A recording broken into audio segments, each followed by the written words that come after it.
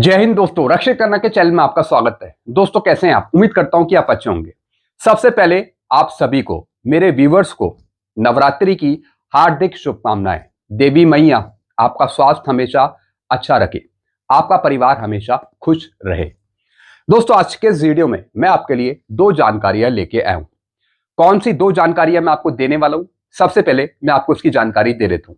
सबसे पहली जानकारी मैं आपको दूंगा, डीएससी की दूसरी पेंशन मिलेगी पूर्व सैनिकों को जिनकी सर्विस 13 साल 6 महीने या फिर 13 साल 6 महीने से ऊपर है। जी हां दोस्तों, जो डीएससी से रिटायर हुए हैं अब उनको भी पेंशन मिलेगी जिनकी टोटल सर्विस 15 साल से कम है और 13.5 साल से ज्यादा है।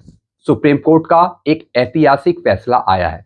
तो दोस्तों क्या यह फैसला सभी पूर्व सैनिकों पर लागू होगा जो डीएससी से रिटायर हुए हैं जिनकी सर्विस 15 साल से कम है?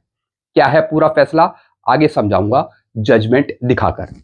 फिर दोस्तों लास्ट इंफॉर्मेशन मैं आपको दूंगा, 8वें वेतन आयोग से संबंधित पूछा सवाल लोकसभा में सांसदों ने वित्त राज्य मंत्री पंकज चौधरी जी से। जी हां दोस्तों, फिर से सवाल पूछा गया 8 सीपीसी के बारे में। 8 सीपीसी का काम कहां तक पहुंचा?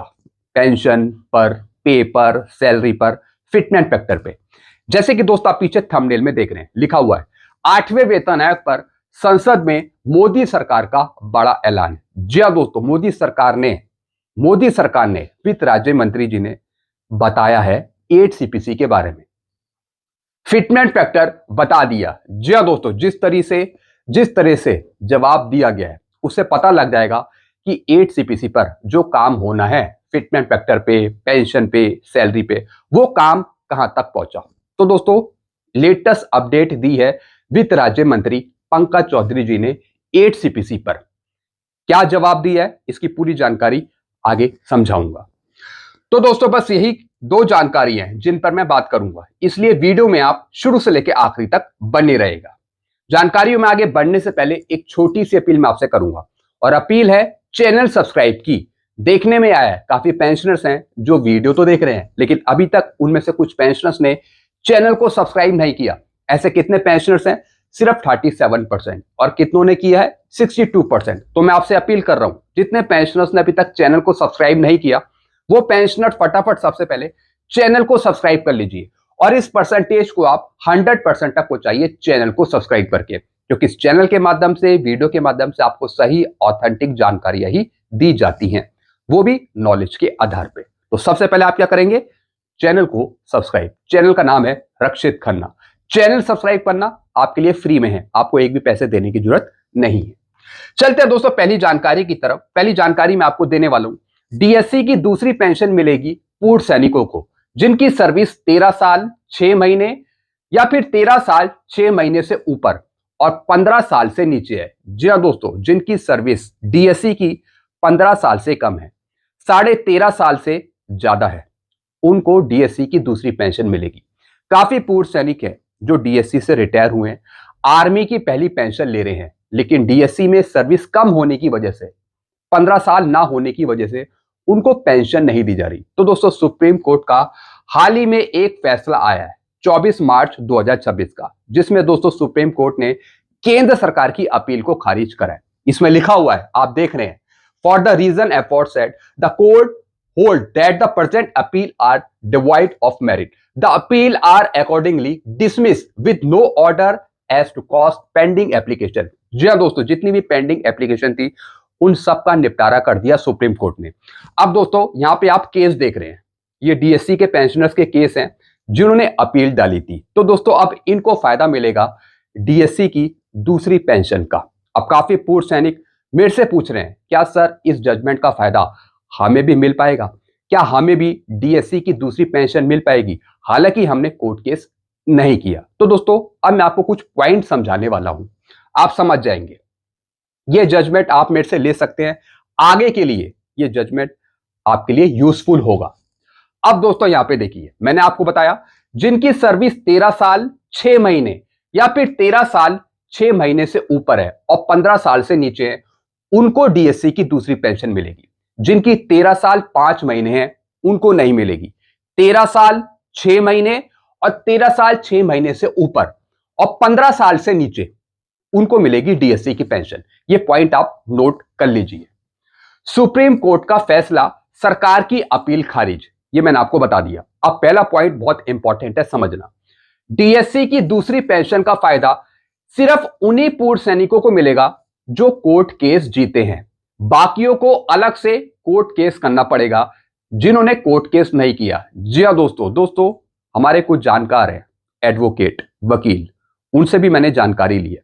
मैंने उनसे पूछा क्या सुप्रीम कोर्ट का जो जजमेंट आया है डीएससी के पेंशनर्स के लिए, क्या वो जजमेंट का फायदा सभी पूर्व सैनिकों को मिलेगा? तो दोस्तों उन्होंने मना कर दिया। यानी जिन्होंने कोर्ट केस किया, जो जीत गए, उन्हीं को डीएससी की दूसरी पेंशन मिलेगी, हर एक पूर्व सैनिक के लिए नहीं है। बाकी जो दूसरे पूर्व सैनिक हैं जिन्होंने कोर्ट केस नहीं किया, उनको नहीं मिलेगा। तो उनको कोर्ट केस करना पड़ेगा, वो जीतते हैं तब उनको पेंशन मिल जाएगी डीएससी की। तो दोस्तों ये जजमेंट सिर्फ उन्हीं पेंशनर्स पे लागू होगा जिन्होंने कोर्ट केस किया है, जिनके नाम यहां पे लिखे हुए हैं, जिन्होंने अपील डाली है। हर एक के लिए ये वैलिड नहीं है। तो दोस्तों अगर आप भी डीएससी से रिटायर हुए हैं, अगर आपने कोर्ट केस नहीं किया, तो दोस्तों आप हमसे कांटेक्ट कर सकते हैं। हमारे भी कुछ जानकार वकील हैं, एडवोकेट हैं, जो बिल्कुल सही गाइड करेंगे और आपको केस जितवा देंगे। उसके बेस पर, जजमेंट के बेस पर फिर आप डीएससी की पेंशन ले सकते हैं।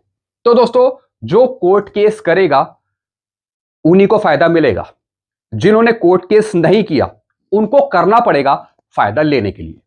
यह मैंने आपको समझाया। तो दोस्तों पहला पॉइंट आप समझ गए होंगे, बाकियों को अलग से कोर्ट केस करना पड़ेगा, जिन्होंने कोर्ट केस नहीं किया तब उनको फायदा मिलेगा।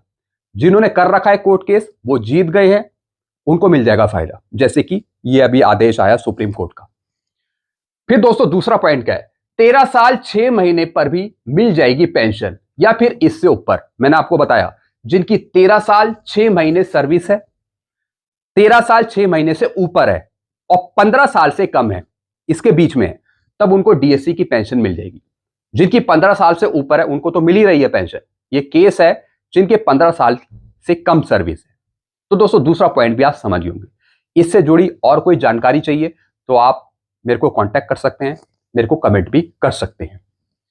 चलते हैं दोस्तों दूसरी जानकारी की तरफ। 8वें वेतन आयोग से संबंधित पूछा सवाल लोकसभा में सांसदों ने वित्त राज्य मंत्री पंकज चौधरी जी ने लेटेस्ट अपडेट दी। जी हां दोस्तों संसद में सवाल पूछा गया 8 सीपीसी से संबंधित। और सवाल किसने पूछा?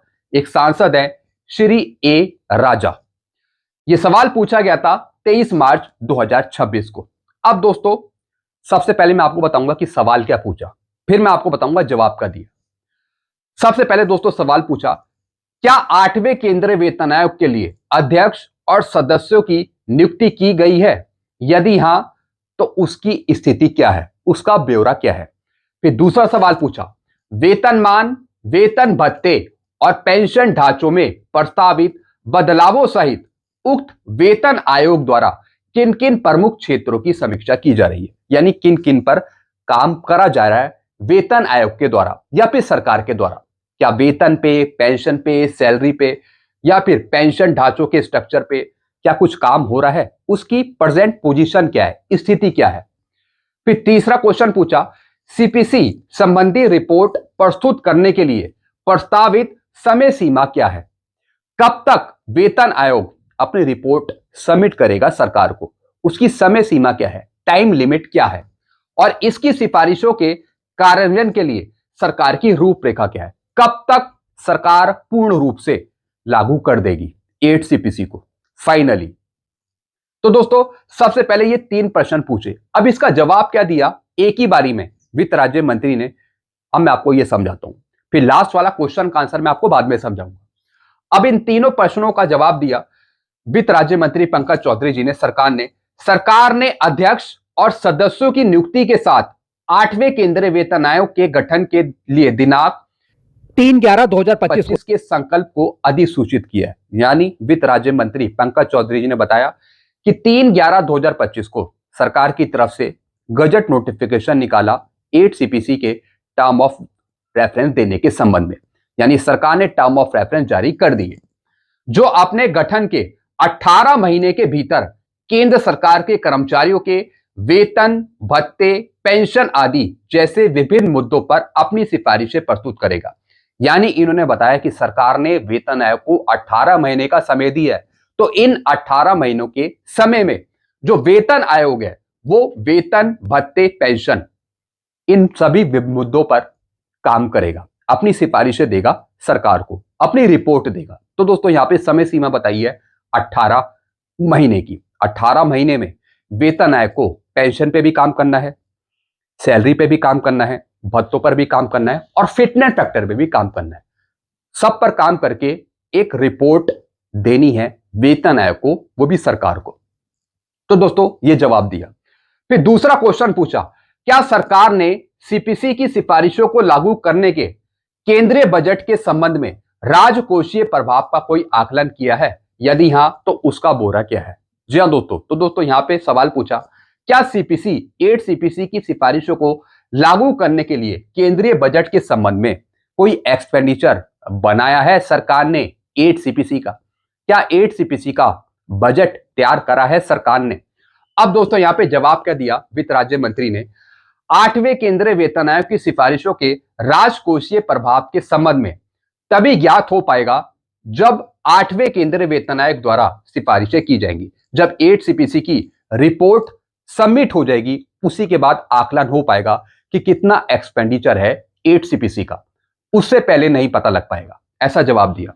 और सरकार द्वारा इन्हें स्वीकार कर लिया जाएगा जब वेतन आयोग अपनी रिपोर्ट जमा कर देगा, जब सरकार एक्सेप्ट कर लेगी उसे, तभी टोटल एक्सपेंडिचर पता लग पाएगा कि खर्चा कितना है, टोटल कितना बजट लग रहा है 8 सीपीसी में। तो दोस्तों यहां पर कुछ चीजें इन्होंने क्लियर कर दी है। सबसे पहला पॉइंट क्लियर करा है कि सरकार ने 8 सीपीसी के टर्म ऑफ रेफरेंस जारी कर दिए और टर्म ऑफ रेफरेंस में यह लिखा हुआ है कि सरकार ने 18 महीने का समय दिया है वेतन आयोग को। तो इन 18 महीनों में ही जो वेतन आयोग है वो पेंशन पे, सैलरी पे, भत्तों पर, फिटनेस फैक्टर पे अपनी सिफारिशें देगा सरकार को। और ये 18 महीने कब खत्म हो रहे हैं? अगले साल अप्रैल मई 2027 में। तो तभी अगले साल ही वेतन आयोग अपनी रिपोर्ट देगा सरकार को। साथ ही साथ दोस्तों बजट के बारे में पूछा गया था, तो इन्होंने बताया कि अभी बजट तय नहीं है। जब सिफारिशें प्रस्तुत करी जाएंगी, जब सरकार द्वारा एक्सेप्ट करी जाएंगी, तभी टोटल एक्सपेंडिचर निकल कर आएगा 8 सीपीसी का, उससे पहले नहीं। तो दोस्तों ये कुछ जानकारियां दी हैं 8 सीपीसी से संबंधित। तो हम उम्मीद करते हैं कि जल्द से जल्द वेतन आयोग अपनी रिपोर्ट बनाकर दे सरकार को। देखते हैं वेतन आयोग कब तक अपनी रिपोर्ट देता है, जिसमें पेंशन, जिसमें सैलरी, अलाउंसेस, फिटनेस फैक्टर सब कुछ होगा। तो दोस्तों ये लेटेस्ट जवाब है जो दिया गया है लोकसभा में। तो दोस्तों उम्मीद करता हूं सारी जानकारी आप सही से समझ गए होंगे। कुछ प्रश्न है, कुछ क्वेश्चन है तो आप नीचे कमेंट कर सकते हैं। ऐसी जानकारियां आपको मिलती रहेंगी। सारी जानकारियां पाने के लिए, नई जानकारियां पाने के लिए आप चैनल से जुड़ सकते हैं, चैनल को सब्सक्राइब कर सकते हैं। चैनल का नाम है Rakshit Khanna. Thank you so much.